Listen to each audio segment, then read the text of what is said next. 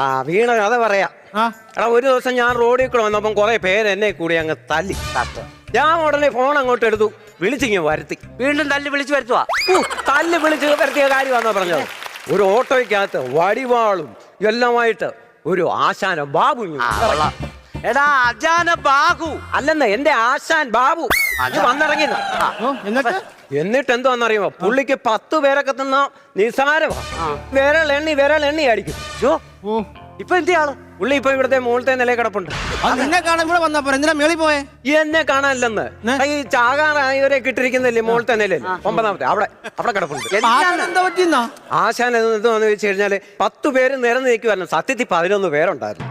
ആശാൻ ഇങ്ങനെ വിരലെണ്ണി ഇങ്ങനെ വന്നപ്പോഴത്തേന് 10 വിരളം തീർന്നു. 11ാമത്തെ കാലിലെ വിരലെണ്ണാൻ കുനിഞ്ഞതാ, തലയ്ക്ക് അടിച്ചു. അപ്പൊ 11ാമനായി പണിയാണെങ്കിൽ വെള്ളം ഇരിപ്പുണ്ടോ അവിടെ?